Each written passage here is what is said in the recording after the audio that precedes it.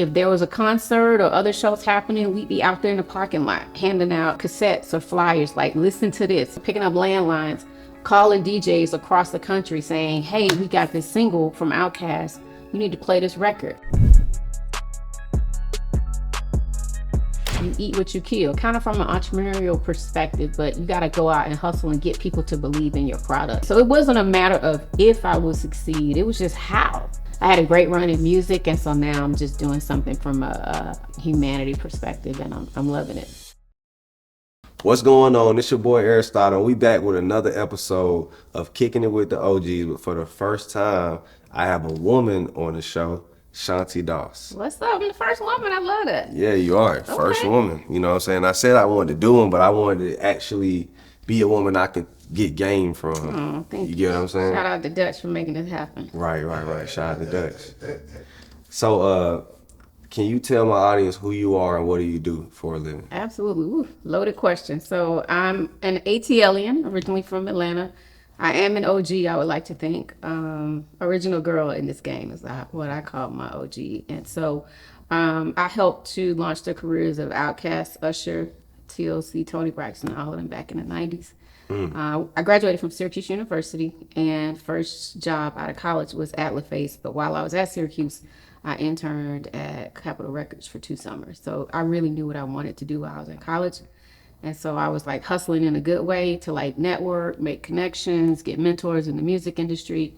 And so people would see me at conventions like Jack the Rapper and all of that. And I was in college. I was saving my money to go to conventions and do stuff like that. So I was kind of paving my way, right, and laying the groundwork for me to really have a career in entertainment. And the very first record I ever worked was Players Ball. Not too shabby. So that was like a dream come true. And then I hit the world with Tony Braxton in 1993, setting up all her meet and greets for radio. She was opening up on tour for Frankie Beverly and Maze.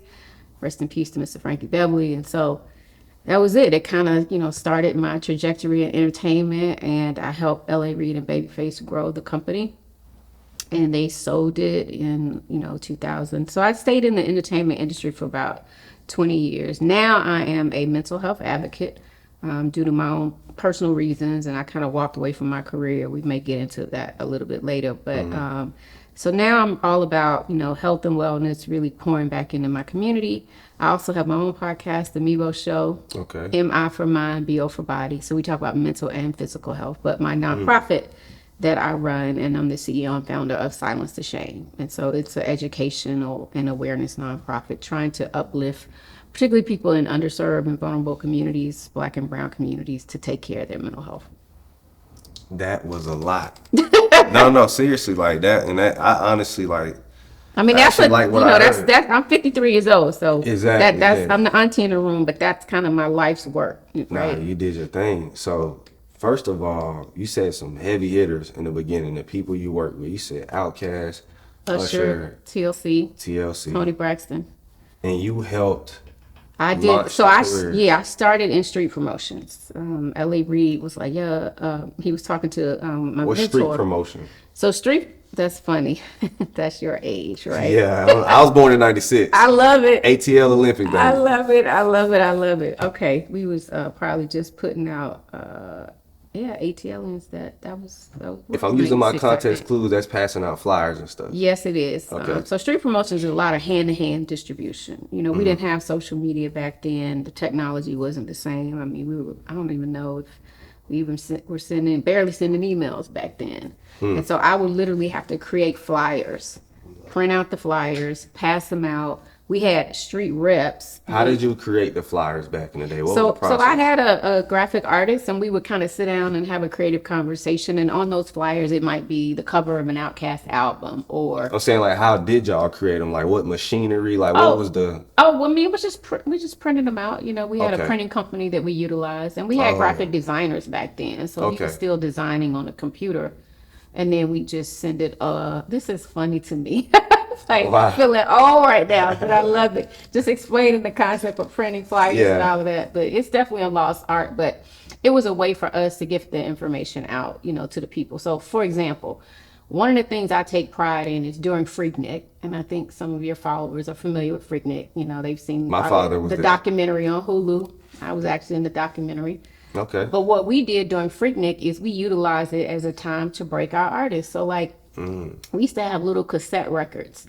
And so we made up all of these cassette tapes of Outkast's first single. And we called them snippet tapes back in the day, just a little bit of each song. And we put it on a cassette tape and pass out the snippets. And we literally would park on 75 during Freaknik and pass it out from car to car. Like to this day, when I see Too Short, he was like, yo, I remember you came up to me and gave me this tape. And you were like, yo, this our new group. Wow. They call Outkast. They gonna blow up. And I was like, yeah, Wow. right. And now, so we joke about it. And he was like, y'all really did your thing. And like, I was one of the first people, and it was, not a lot of women in street promotions. It was really a man's game, because I would have to go to the strip clubs, any clubs, to take the 12 inches, take the promotional materials, make sure they put our flyers and posters up in the club, was playing our music. But we had a rap vehicle in Atlanta. So before people were even rapping, and when I say rapping, like putting artwork on a whole van and driving around the city passing out stuff, like, we helped usher all of that in Atlanta. So it was a time to be alive for us, but it was fun. And so that's what I started in the promotions department, doing that. And then I moved over eventually into marketing, because I felt like, because LaFace utilized our parent company Arista to do a lot of the promotional work, that I felt like I have more longevity in marketing. But street promotions really gave me just a good sense about life, right? How you got to get out there and you eat what you kill, kind of from an entrepreneurial perspective, but you got to go out and hustle and get people to believe in your product in order to buy it and to consume that music. I think the interesting part from my head right now is the fact that, you're old school ATL and I'm Yeah. new school. I was born in 96, of Yeah. course. And it's just dope because I take pride in Atlanta. I go to all the Falcon games, Me go to the too. Hawks games, things like that. So it's just interesting to see the perspective of how you guys marketed, because it was you guys time period and era that took off the city. 100%. You know what I'm saying? So just to see and hear from somebody who was there. Yeah, and like, I behind mean, it. rest in peace to the great Rico Wade. Right. Rico, Okay. How did he play a role into it? Rico was, I had to do an interview the other day because they're about to unveil a statue of him soon in East Point. And I was just talking about how he was kind of the main conductor, if you will, of that whole sound that really changed what Southern hip hop meant, and how it, that sound kind of permeated through the world. But like, Rico was, 1/3 of the Dungeon famous, family, yeah, right? 1/3 of Organized Noise, Oh. right? Which the Dungeon family is the collective, right? Units of the Dungeon family. But Organized Noise is a production team: Rico, Ray, and Pat.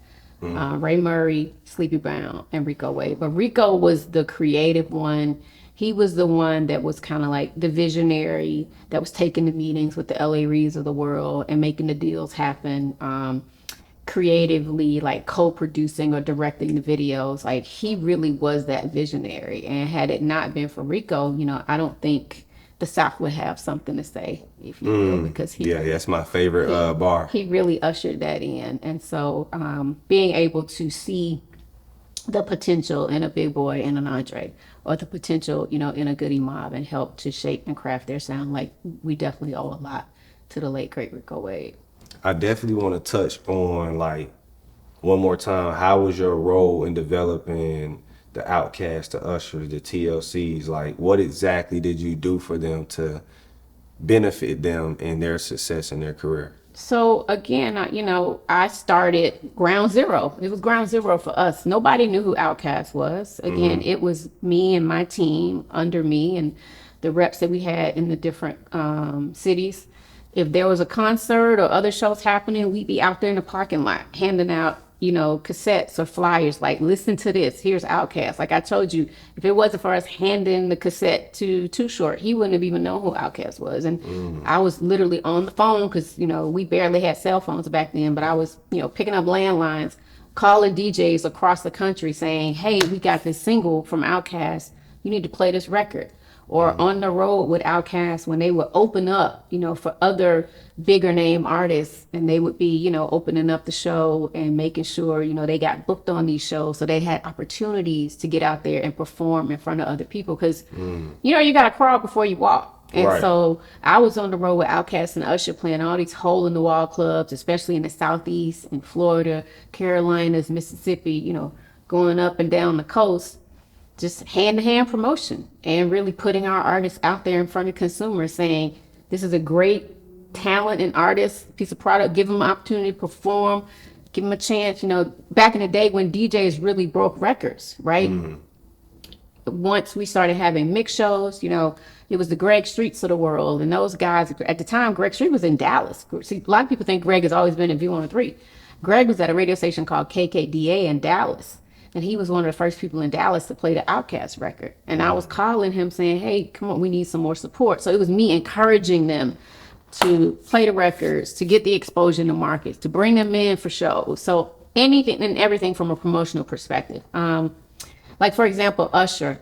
When Usher, I want to say this was like 95, he was starting to bubble up and he had come out with his first album. I wanted to do something special for the DJs. So back in the day, a lot of rappers are wearing jerseys, baseball jerseys, football jerseys, hockey jerseys. So I made these Usher hockey jerseys, and they were black and gold, and they were fire. Every DJ wanted one. And so I would, send those out as promotional giveaways and merchandise. So anything that you could do to, like, from a legal perspective, push the artists, promote them, get the people in radio, get the DJs to buy into them, get the consumers to buy into them, because we didn't have social media. And you're like so a I'm master spearheading promoter. All of that. Promoter. I'm spearheading all of that. There's a guy named Donnell Jones who is an R&B crooner. I know he. Donnell had an incredible album, and I remember when the album came out. It was like 1997, I want to say. And I came up with this concept because back then, we had CDs that we were using. We kind of graduated from cassette tapes, but now, everything was about the CD. So I was like, you have to take your CD from the car, bring it into the house. Sometimes you forget it. So I made this, I had designed rather this promo item. So it was 2 CDs. It was 2 exact same CDs in one package. It was called one for the car, one for the crib. And I sent it out to everybody that was working in the music industry, people who worked radio stations, TV stations, and just to kind of really create this groundswell and start promoting within the music community. And it turned into this whole big buzz, and it was a big campaign that people, and to this day I was told, like, by L.A. Reid, he was like, in some of my meetings, we still talk about one for the car, one for the crib, and how those, creative ideas, really help to launch these artists and to get the buzz going, right? So I was a buzz creator, as I like to call it, so I was the one that had to get people interested and hype them up on the product that I was selling. Okay. And then I would like to hear the TLC part. So TLC, same thing, but TLC, before I got to the label, they already were out with their first album. And so they already had a buzz. And so TLC was in the R&B/pop lane, because they soon crossed over, especially with Crazy Sexy Cool, I think is when they started experiencing a lot of pop success.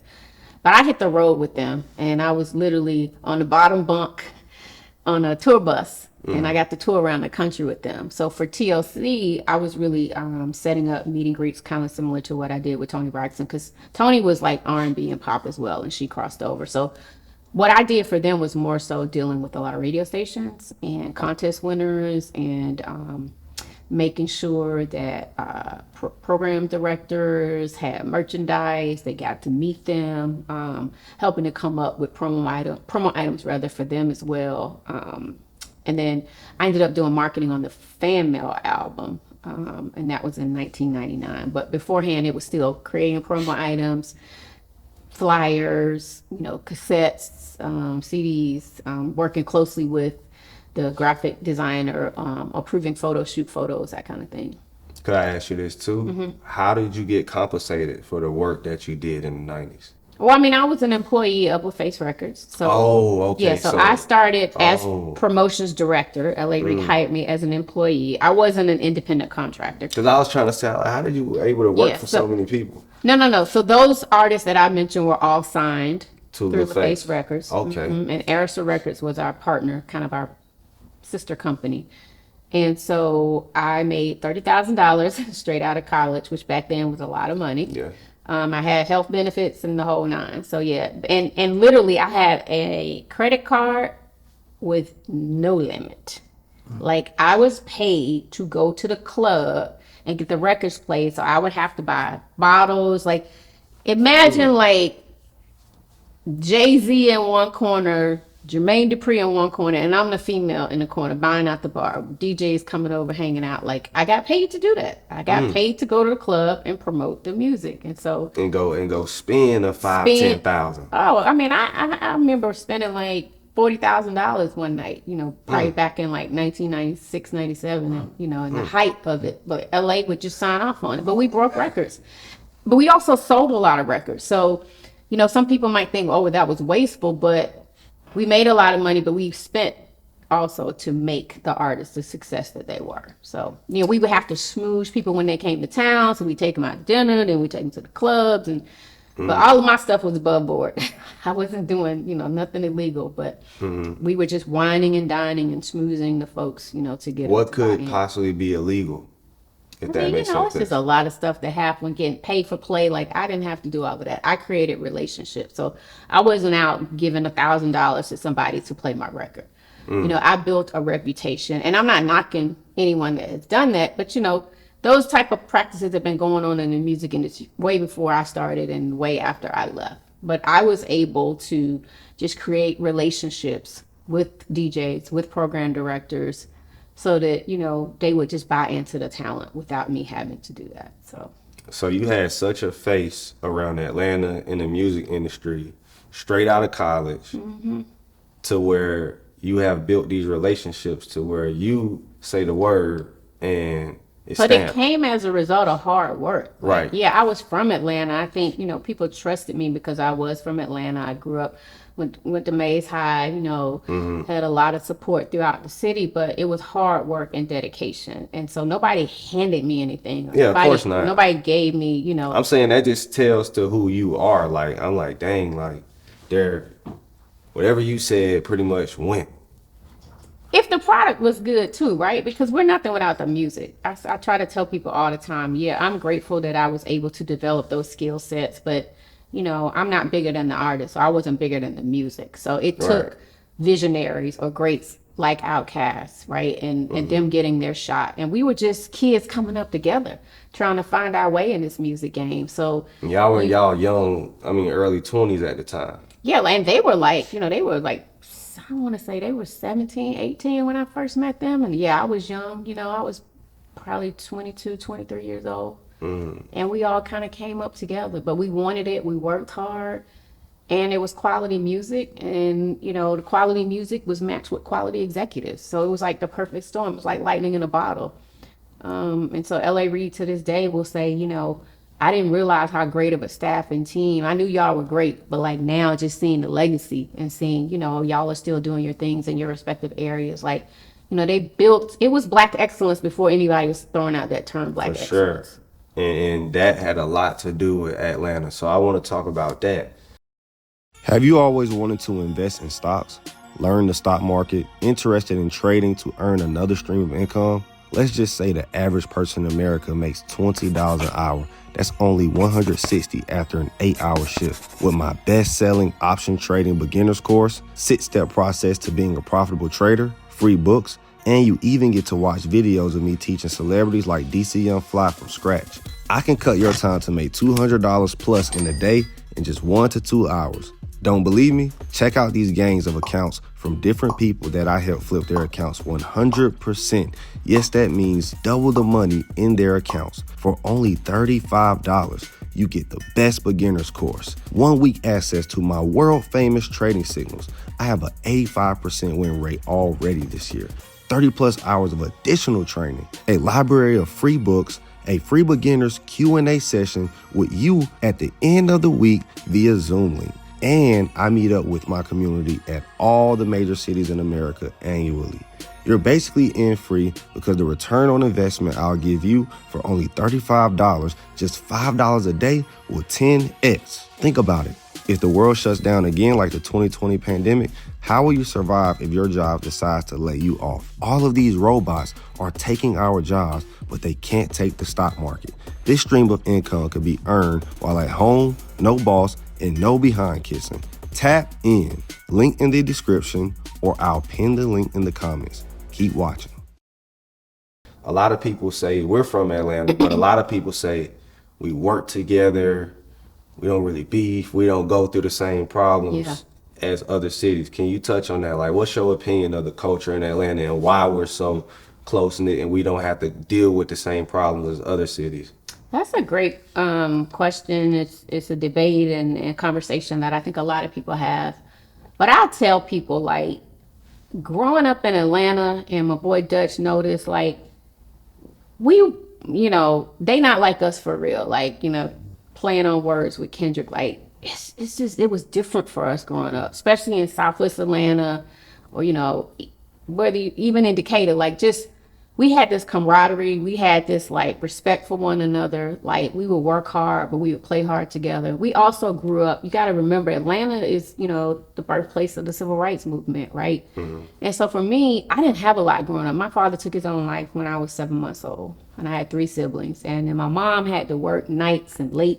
I literally, like, slept in the bed with my grandmama, who helped to raise me after that tragedy happened with my dad. And so we were trying to find our way. But the good thing is I had friends whose parents were lawyers, doctors, entrepreneurs, dentists, educators, teachers, like. Black too. Yes, all African American adults with jobs, making money, successful. Like, again, I grew up, but when I was born, it was in Dixie Hills, right near Turner High School. And then my mom, when I was like, right after my dad died, she and her brothers pooled their money to buy a house in Southwest Atlanta so she could kind of, put us in a slightly, So it's always been a city of Black excellence. That's my point. Like, it was always people around me. So it wasn't a matter of if I would succeed. It was just how. How am I going to create these mentors?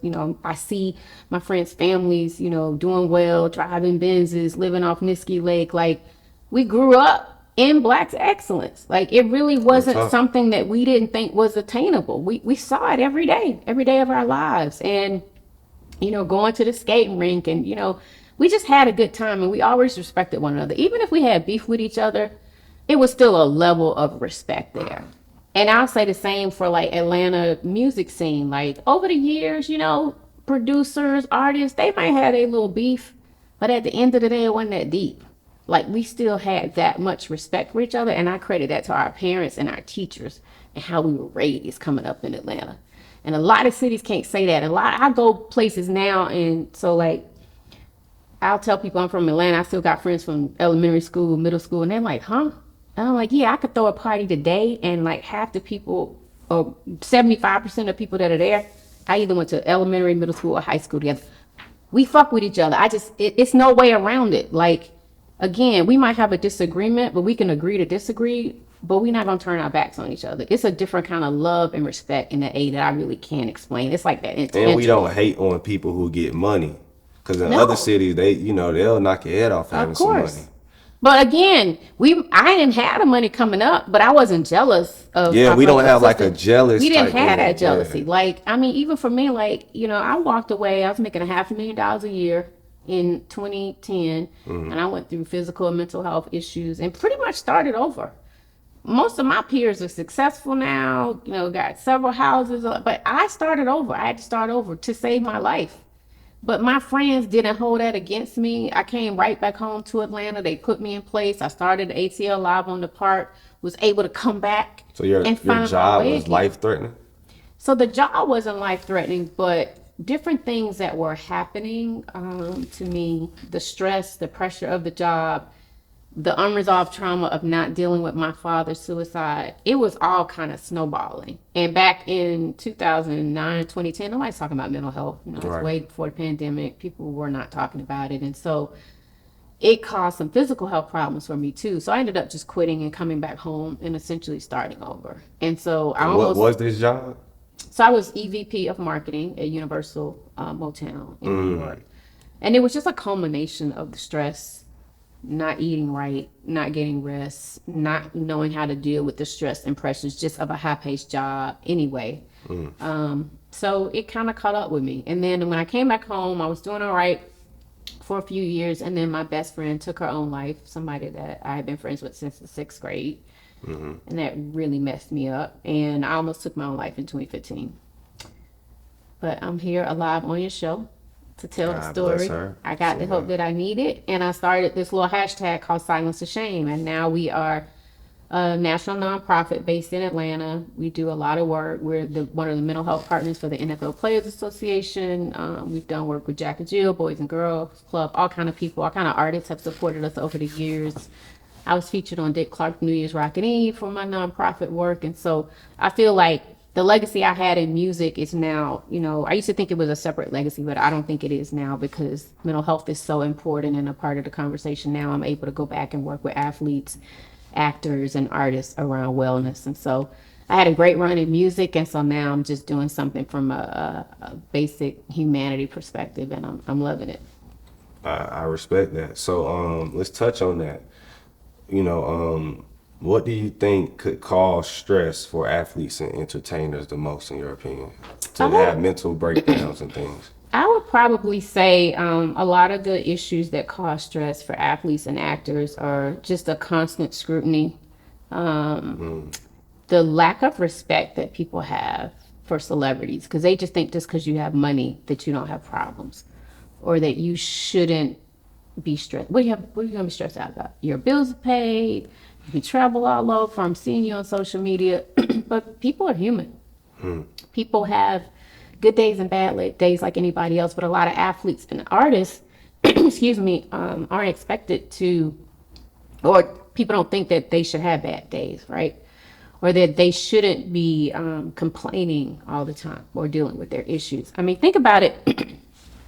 I remember like when Usher a couple months ago had to cancel his show because he had hurt his neck, I think, in rehearsal. And just looking at the comments of people on social media, like people are rude and cruel these days. Now, Usher obviously was fine, I'm sure, and he rescheduled the shows and didn't have an issue. But if you had an artist that had low self-esteem, that was going through some other traumatic stuff, because nobody's in your house or your bedroom, they don't know what other issues you have going on in your life, that could really play with the mental psyche of someone. And so I just feel like we don't give enough grace and respect to our athletes, our actors, people that work in quote unquote, the entertainment industry or these high paced positions and making a lot of money. Like, they go through issues just like anybody else. And so we have to be able to give them the grace and space to heal and to go through whatever they need to. That's why, like, I love social media, but I feel like sometimes it's a gift and a curse. And I respect people who sometimes turn off their comments because, yeah, you have a right to be able to post what you want to, but everybody doesn't have a right to have an opinion about your life. That's facts. I would touch on that and say, sometimes I like to put myself in both people's shoes. So I put myself in the celebrity shoes, but then I put myself in the fan, the audience shoes. In their head, when I'm typing this, he's not going to see it anyways. I'm so insignificant. I'm going to say whatever I can because all it is tap, tap, tap, seeing. Yeah, that's right. You know what I'm saying?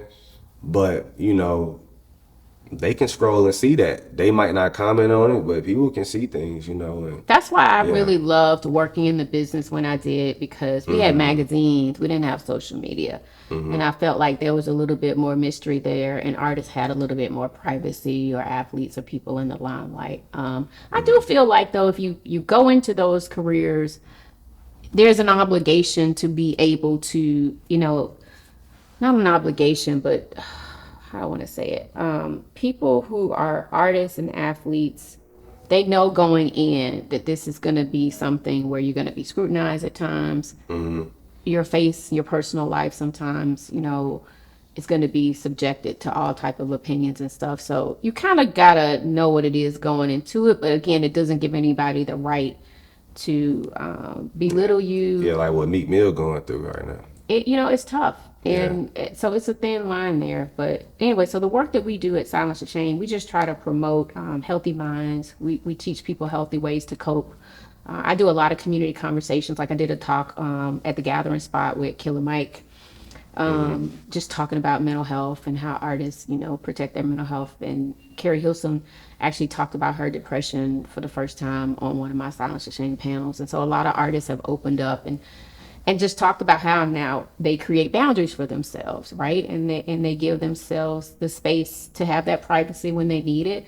When they do feel like responding to something on a social media thread, they can, but they're just not in it all the time, You right? can't be. And you have to create those boundaries. You have to stay off social media at times and not really worry about what the naysayers are doing, because you're always gonna have haters. Yeah. Right? Haters gonna hate, as the saying goes, but you just can't let yourself get caught up into that. And it's easier to grab haters because of social media. So I do want to touch on this.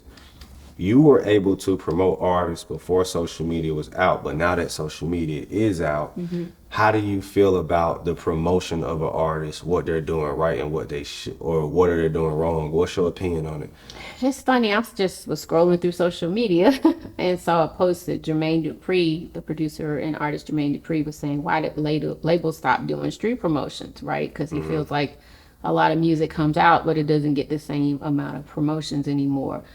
I feel like now, because of streaming, you know, labels don't put the same amount of money into marketing and promoting these projects, because you don't have you don't have the same costs that you used to have. So yes, it's cheaper to put music out. It's not like you're manufacturing CDs or cassettes anymore. But at the same time, the way people receive music has changed. You got so many outlets now where you can hear music, streaming platforms. You know, terrestrial radio is still there, but I don't think it's as popular as it used to. So like the whole ecosystem has changed on how an album is released and how it gets out to consumers. Like back in the day when we were putting an album out, we used to do like this 16-week marketing grid where we would start and it would be 16 weeks out from the release of the album. I mean, now artists can put a song out the next day. Like, you don't have to wait for anything. And so it's almost like about a popularity contest. Who has the most followers? So the labels, because it has changed on how you make money, how consumers, get the music now. So it's just totally different. So it was almost like coming up with a blank slate to figure out, how does a label make money from so many streams? Because it's like, you got to have 1 billion streams before you can get a decent amount of money as a writer and an artist now. So again, just the numbers are so different that, you cannot spend the same money that you would or you did back in the day creating all these materials and trying to get it out to the public, because the money's just not there. So I think technology and social media has just changed how artists put music out.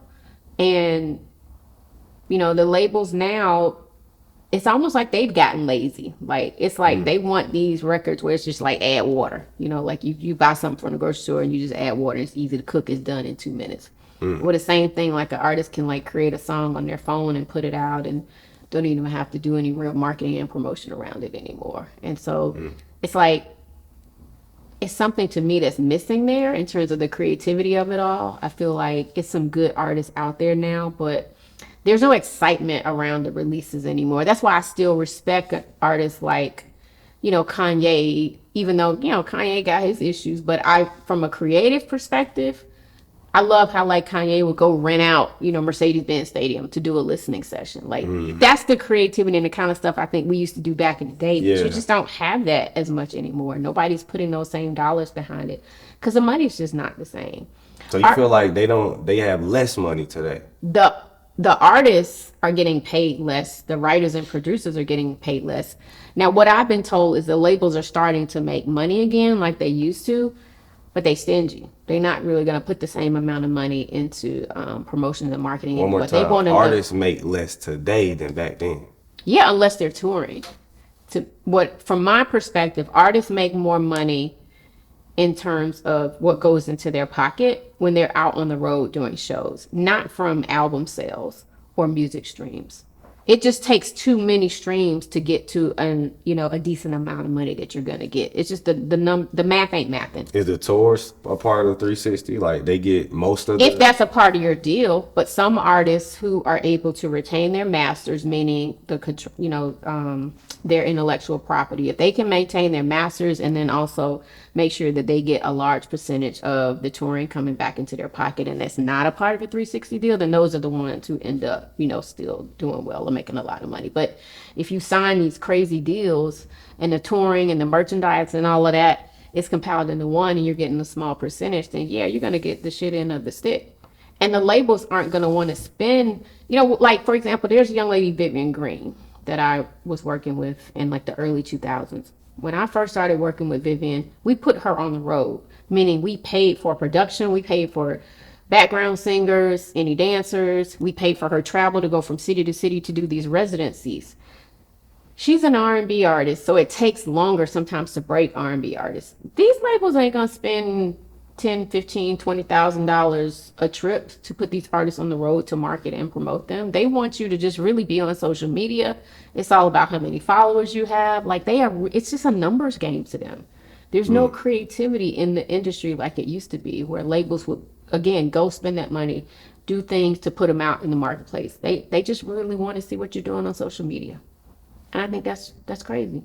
So social media is 99% of everything right now. Instead of, there's no real because I remember artists that have billboards. I saw somebody giving somebody like a USB type device where it taps your phone. Yeah. You seen that? Yeah. Like, I think artists just got to get creative, but then again, But they artists don't can know be creative, marketing. but where's the money going to come from if the labels aren't providing the marketing dollars? And again, I think even what we were doing back in the day where the labels were creative and they were doing those really cool promotional campaigns, what artists didn't understand is it was getting charged back to them anyway. So it's still coming out of your pocket because the labels are going to recoup their money, before you end up getting your profits. Right.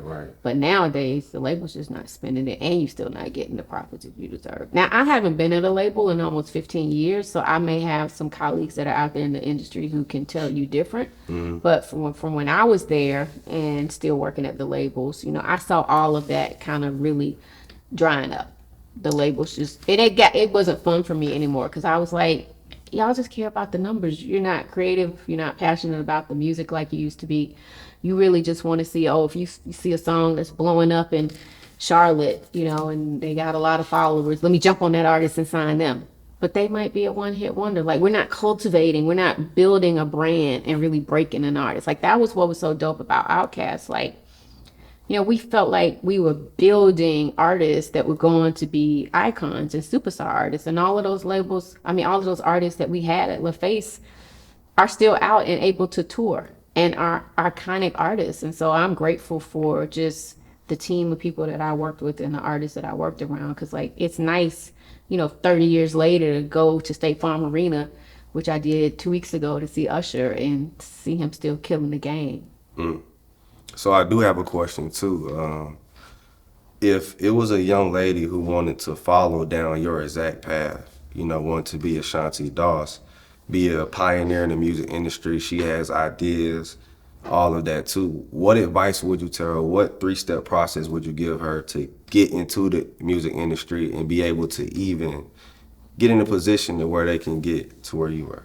Yeah, again, labels, they don't have as many, I think, positions as they used to. So what I would say to any young student that's maybe in college, kind of started where I was, or whether you're not, even if you're not in college, but if you are, network and create relationships. But don't expect people to nobody has to give you anything, but it's about creating those professional networking opportunities, being willing to help other people because sometimes kids in the younger generation, it's like, gimme, gimme, gimme. But what are you giving? So for me, I used to volunteer my time with people. If they didn't have an internship available, I'm like, well, let me just shadow you one day. What can I help you with? See, the younger generation, y'all are really well versed in content, in social media. Somebody my age in the 50s or 60s, we might be entrepreneurs or doing something or working at a label. Well, maybe you can help us with some of the things that we're not as versed in. So it's it should be a give and take. There should be some reciprocity there. So I would say to the young people, don't come just with your hand out, right? Just let's do this thing together. How can I help you? And what can, and vice versa. So that's first and foremost. And then the other thing is, follow people on social media that you do respect. Other women that are in the industry that are still at labels or managing artists. Can you name some? Working in publicity, Tracy Adams is just a rock star, in my opinion. She is the executive vice president in promotions at Epic Records. I absolutely love her. One of my mentees who is from She's really from Smyrna, but she's from, I say she's from Atlanta because, we give her a pass on that. But Felicia Fant, she's also a Spelman graduate. She is the head of music and partnerships at Amazon Music, and she is killing the game. So people like that, Ethiopia, Haptamarian, she used to be at Capitol Records. She's just kind of taken a little bit of time off, but I'm sure she's going to jump back in. But she used to be president of Capitol Records, Black Music Division, and she graduated from Mays High. So we have a lot of women that are from Atlanta, that are in the industry doing their things. And so just follow these women on social media, send them a note on Instagram. Not everybody's going to respond, but that's even like with me. I know we were talking about that, how like fans will respond to somebody's page or post and they might not expect the artist to respond, but you just never know.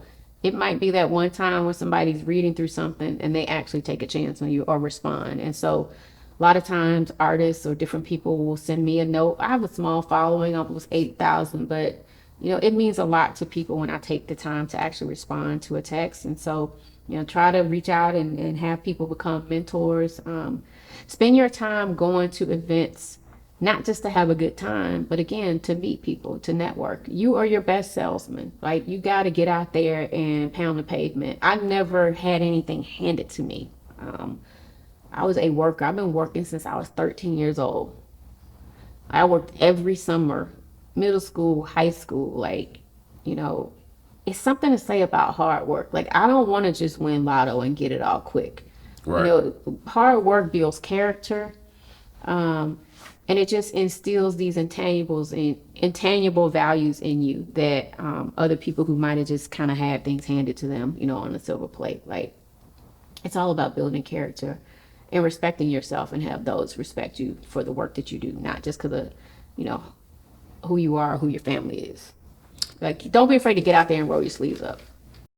Yeah, it's your boy Lil Baby. I'm right here with Aristotle Investment. Obviously, you got with the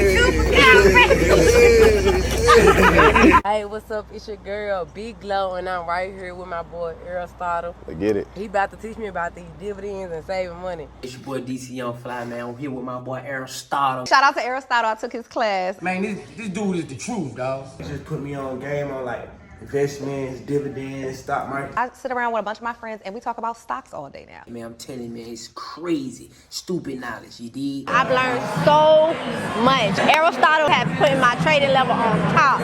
I done learned so much about stock trading, options in particular. It's really changed my whole life and concept about money and investing. This dude taking people off the corner, man. I can honestly just say that, like, before Aristotle, dude, I was trading off of impulse, a little bit of stuff I learned off of YouTube. But this package, it's the real deal. It'll get you trading off of real facts. You'll be able to back check, and you'll be able to know what you're doing, not just jump in because you think it's right. I really should go check out their campaign if you really got something going on. Y'all know me, I'm trying to get my 100 M's any kind of way I can. Yep. This is Aristotle Investments, and welcome to Stock Sundays, where I go over a recap of last week's top news you may have missed, option trade recaps and strategies I take, important data and earnings to look forward to, a watch list for next week. And if you stay to the end, I do a live Q&A. Live. Every Sunday. Tap in. There's been a recent boom in prominent female artists, the Sexy Red, Glorilla, Lotto, Ice Spice, all of that. What's your opinion on why it's been? Because at one point it was just Nicki Minaj and just Nicki. That's right. And then, then Cardi B, but then now it's just like one after the other. So what's your opinion on that? Oh, wow. Okay. So I come from the OG, old school era of female rappers like Queen Latifah, MC Lyte, Lil' Kim, Foxy Brown. I saw all of them on the rise. So there was like a lot at that time. And then it really died down. And to your point, I would say like the late 2000s, you really only saw Nicki. Every award show was only Nicki Minaj, and they barely had anybody to put into the female category. I just think the industry is cyclical. And so now, the world was ready again to give, female rappers a voice. Because I just think the industry goes in cycles. Like, I don't know what, I don't have a crystal ball to tell you why there is such an influx of female rappers. I'm happy that females are represented more in hip hop. I'm not really the target audience for a lot of it because for me, I liked how there was more of a balance in the lyrical content of female hip hop when I was coming up.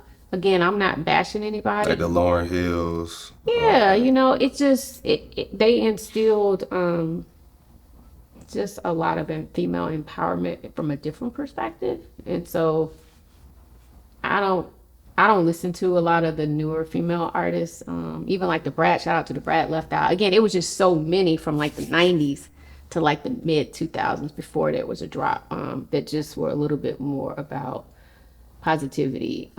Why do you feel like it switched to more of a sex symbol, I just think negative? I think it's the business. I think it's the where we are in the world right now. Kind of anything goes. Again, I ain't bashing nobody. It's just we live in some interesting times. I'm glad that there is freedom of speech. I'm glad people have a right to express, their sexuality, what makes them tick. But it is just different than when I grew up. And I don't know. So, I can't knock these young kids for rapping about the way the world is right now or what they see every day. That's their life. That's their truth. So who am I to tell them they should be doing this or they should be doing that? But there is a sadness in my heart that there isn't more of a balance around. I don't know one progressive female artist out Yeah, right I just want balance in the universe. It's no different than when, like back in the day you had a Tribe Called Quest, you had an Outkast, you had you had an NWA. NWA, but that was fine. Like I just felt like there was balance in the universe, and you just I see what don't you're saying. see Like that. we need both. Yeah, you just need both. I get it, yeah, because you okay. got different people, different representations, and I just feel like, and some of that, honestly, I can't blame on the music industry. I think there also is, and not to take this deeper, but there's a decline in the values around what the Black family looks like, right? Like nowadays, some of these kids, they don't respect their grandmothers, they don't respect their parents, they don't respect their siblings, they'll cuss their mama out.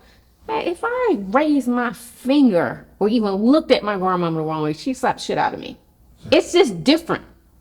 Yeah, It's just it's different. a lot more disrespect. The world is just different. The world is more disrespectful. So I'm not gonna blame this younger generation. They don't know what they don't know, right? They're giving you what they see. They're giving you what they live in. We were just cut different.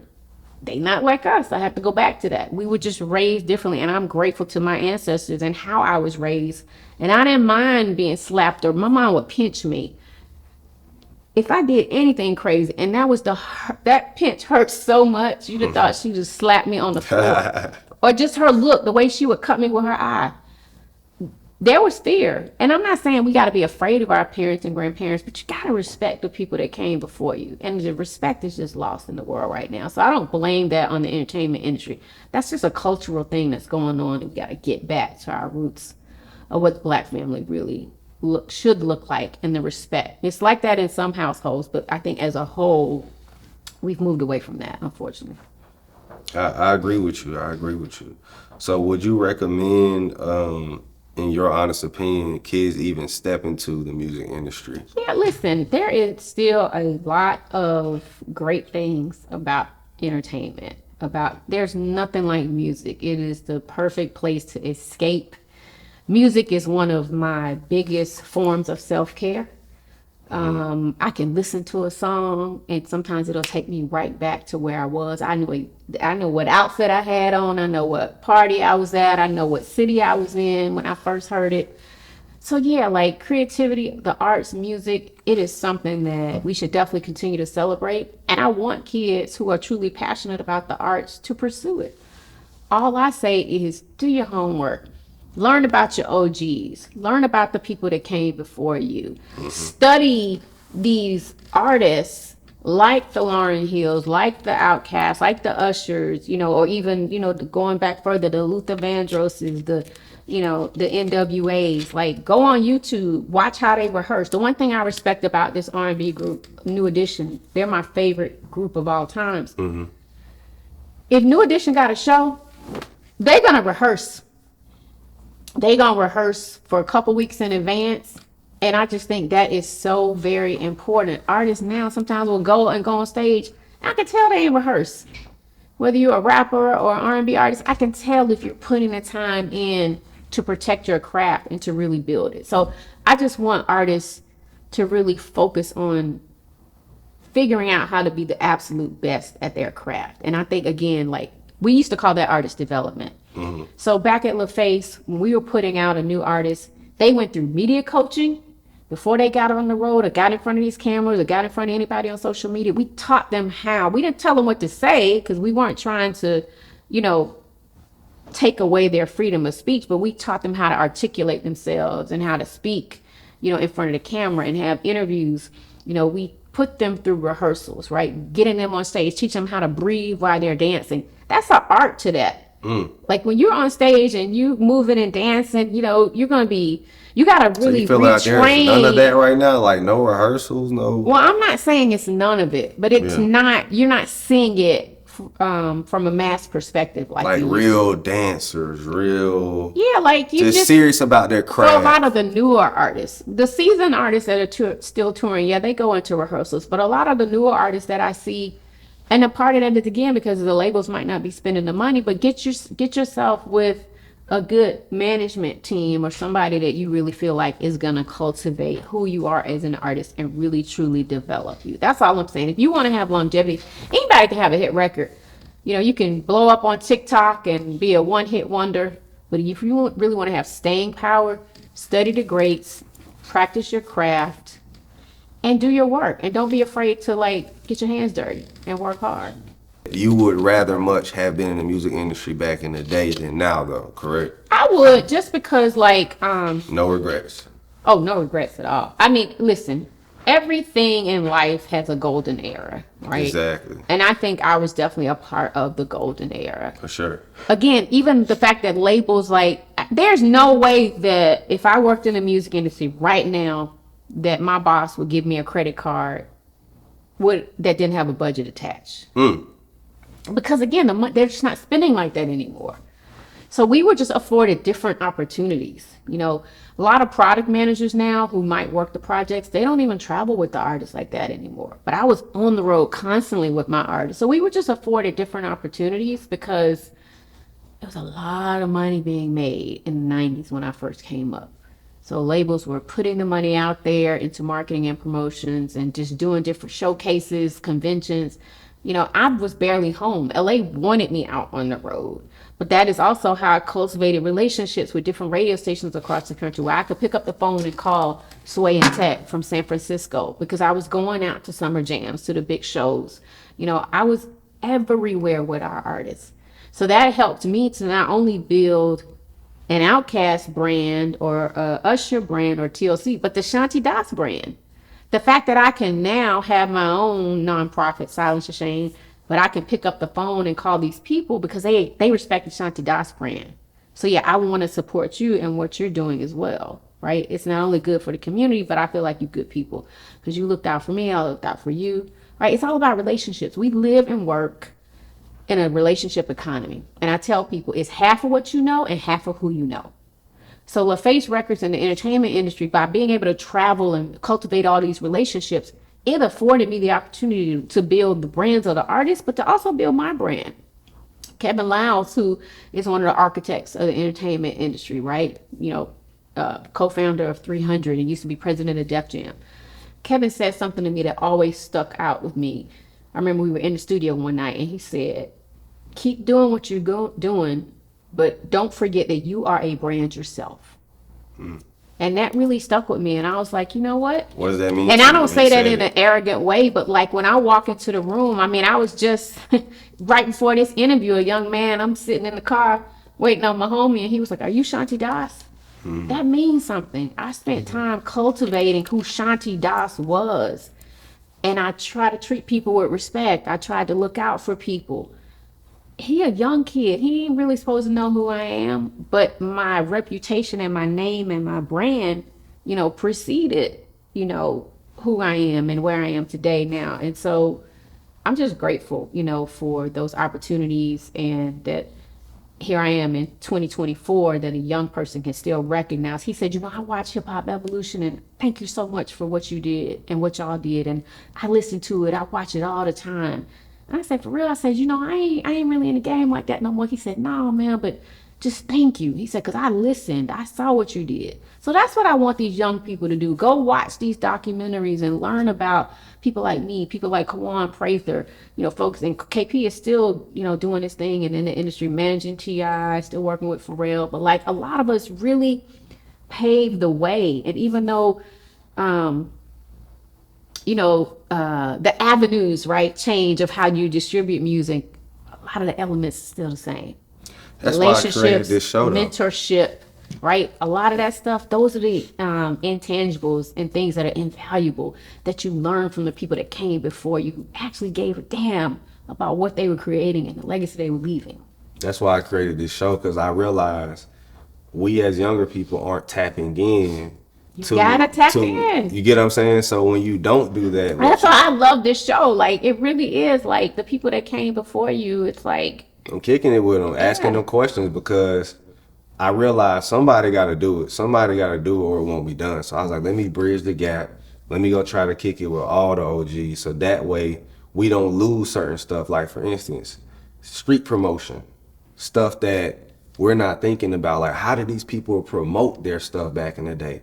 How did they create this? You see, I'm asking you. Yeah, because we didn't have a phone where you see what I'm saying? To 3 million people out the gate. Exactly. That just didn't exist. Like, how did you build a name across these cities, but they can't see you on a device? Hand you get what I'm to saying? hand, walking in the club, radio, 1,000 flyers, going on the radio station. I remember to this day, I'd be driving in Atlanta doing promotions, and because I created a great relationship with my, rest in peace to DJ Pink House, we got so cool, I would just call Pink. I'd be like, what up, Pink? He'd be like, yo, you live, baby girl, on the air. Watch what you say. He just throw me on the air. Biggest station in Chicago. Because he respected the work. He respected the hustle. And I was creating these relationships. So I ain't even have to be in Chicago, and I'm still promoting Outkast. But it's all in how you carried yourself and the work that you did. You let it speak for itself. I didn't ask you, do you have any children? No, never married, no children, never been in love.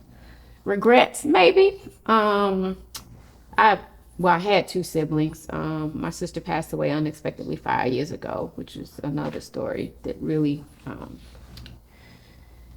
almost took me out, losing my sister. But I say all that to say she had 3 kids, my brother had 3 kids, so I'm super auntie. And I have a lot of other of my close friends' kids that call me, auntie. I do a lot of mentoring. I speak at a lot of colleges, sharing my story, whether it's around music or around the work I do around wellness and mental health.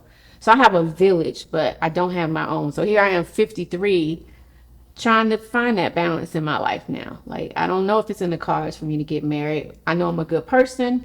I know I'm also set in my ways, so maybe I could just find, nice guy that like to travel, like sports. I'm a girl's girl, but I'm also a tomboy. So I'm a big Falcons fan. I'm loyal to my teams, Hawks, Braves, all of that.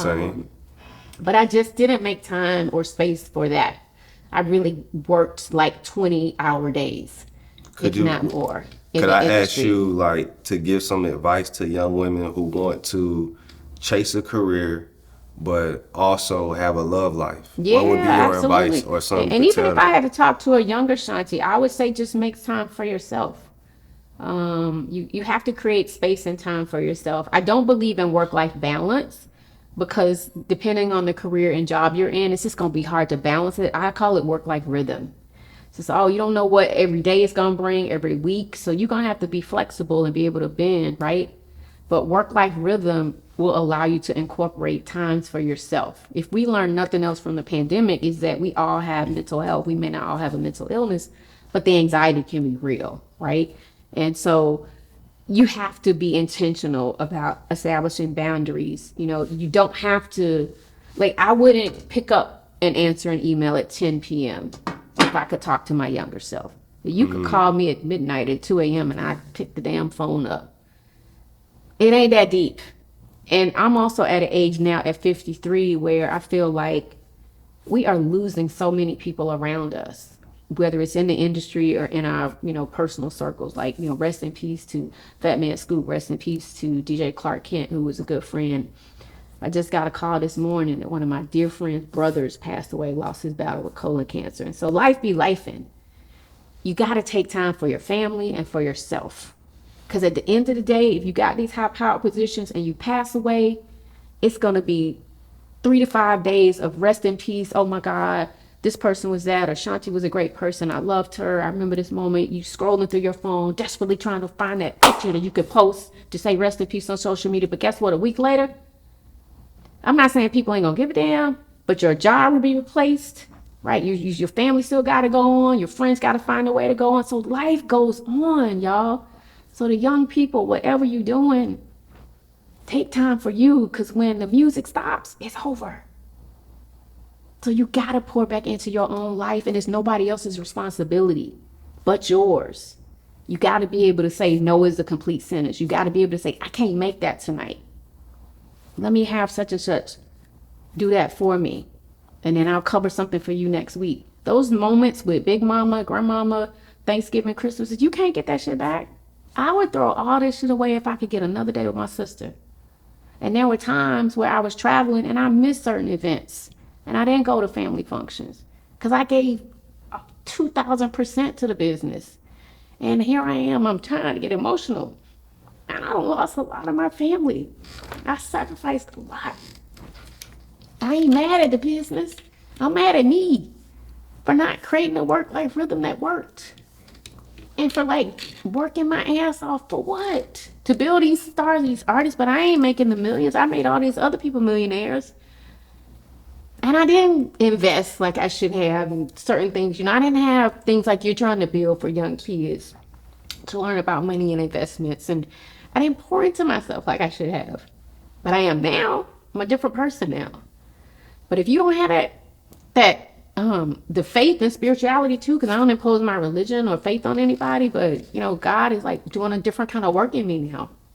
Like I'm trying to just see the best in people and humanity. I don't know why I'm getting emotional. I'm sorry. No, I got you here. But I just feel like people just don't realize how hard life is. And the industry, like, it's just so many misconceptions about the music industry and the entertainment industry. It's great and all, but it'll also break you if you let it. Or any job can break you if you let it. But you gotta have the strength and the courage and the willpower to like fuck with yourself first. Because the other thing too is we be in these high profile, fast paced industries, we think everybody they friend. They ain't your motherfucking friends. They are your associates. Your real friends are the ones who really gonna be there and really are there through the good, the bad, and the ugly. Your associates are gonna get ghosts when the going gets tough. And we all need associates too. We need colleagues, we need friends, we need family, we need associates. Just don't get it twisted on who your real day ones are and who your true friends are. And that goes for anybody in any industry. But again, that is the beauty of growing up in Atlanta, because you know who your day ones are. My homeboy Dutch, we don't talk every day. There is a level of respect though, that me, him, George, Daryl Killian, that's how I met these boys.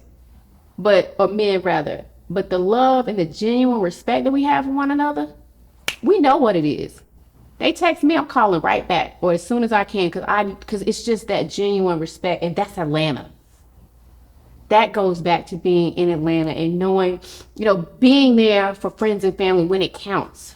That's what I say to these young people. Do your job, live your life, be your best, dream big dreams, but don't get it twisted and don't lose focus and sight on the people who really support you. That's why I was able to lead the industry and come back.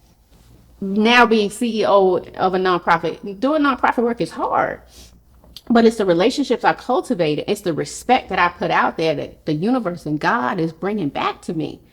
Atlanta's the only place where you can start back over and be right back at the top, because you can come back. I said, why would I stay in New York? I'm coming back to Atlanta. This is my home. It's people I love. And I can start over and do whatever I want to. So it's, the sky's the limit. One more time, you said Atlanta's the only place you can start over. In my opinion. I think so too. And rise back to the top. Yeah. Because here I am. Now I'm excited. My nonprofit, we just got a nice gift from the city of Atlanta. Why would you say only? Or maybe only is not one of the main places. Let me just say that. One of the best places for Black people to startup. I can't say only because I ain't lived in every other state. I agree. But So many Atlanta is people have one of, moved there. I think, the best. And I've heard other people say it, that they haven't seen the type of love. Like Atlanta is somewhere you can go and almost fake it till you make it. But if you actually doing the work, you gonna make it. Exactly. Right? It's always a ton of events going on here. You got places like the Gathering Spot, my man Ryan and TK who owns it, brothers creating wealth opportunities for young, small Black businesses and entrepreneurs. Like every place doesn't have that. The fact that like our mayor went to my high school, so like he's not handing out any favors for me, but there is a level of respect. Like, okay, this sister went to Mays, like, you know, let me try to open some doors, or let me at least take the meeting. I ain't getting no handouts here, but I'm getting the meeting. It's up to you what you do once you get into that meeting.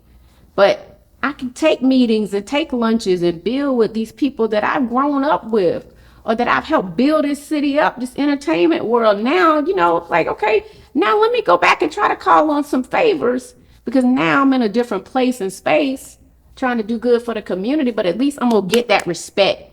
I'm gonna get that call back. I'm gonna get that meeting. And it's because of the type of world and space from an entertainment community that I think we cultivated here in Atlanta. It was built off of love and respect. That's why artists and producers still fuck with each other here. Because going back to your original, like, we respect each other.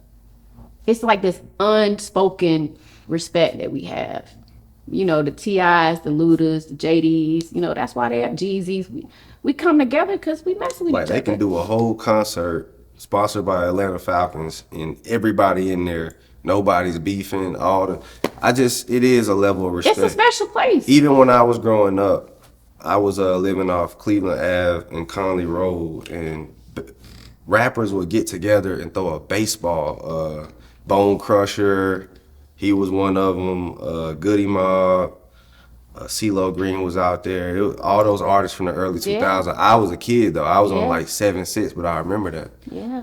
But you know, I'm in this episode. This was a great episode. I feel like we're gonna get a lot from this. We learned about the music industry, how they were marketing during one of the greatest eras of all time, the 90s. And she's somebody who pioneered the marketing there. So definitely, like, that's dope. So make sure y'all check it out. It's Kicking With The OGs, episode probably 11 now, right? Can I just 10 say to one 12. last thing? Yes, for Wait, sure. If anybody want to follow me, you can follow me on Instagram at Shanti Das 404. Please check out my podcast because I'm talking about a lot of good health issues, the Meepo Show.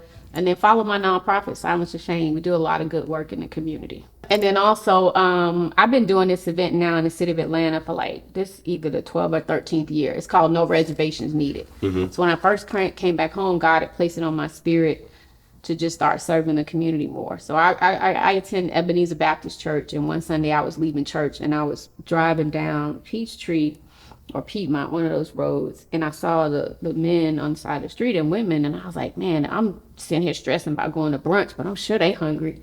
So I like did a U-turn, went to Popeyes, and started giving out chicken, literally in my dressing heels that day. And so now I have partnered since and been doing it with the Atlanta Mission for years now. So we serve a big Thanksgiving meal every year. We're doing it on November 26th. We're serving over 350 men the most incredible dinner. A lot of times we're able to give, you know, different like hoodies and events. We do wellness activities with the men, but it's a great time. Families come and volunteer with their children. It's 2 days before Thanksgiving, so please support No Reservations Needed. You can find out more about it on our website, silencetheshame.com. And then if you want to just donate to Silence the Shame, in general, you can text the word silence to 707070. We're a 501c3. We handle our business. Ain't no funny business. So all the money goes towards programming, you know, and our team to do the good work in the city of Atlanta. So I'll be donating to that. All right. Anything you want to leave with the viewers? Last message? I guess my final message for today would be just take care of yourselves, pour back into yourselves. Like I was saying earlier, we only got one life, right? We only got one chance to get this thing right every day. And you cannot be everything to everybody, but make sure you are everything to yourself.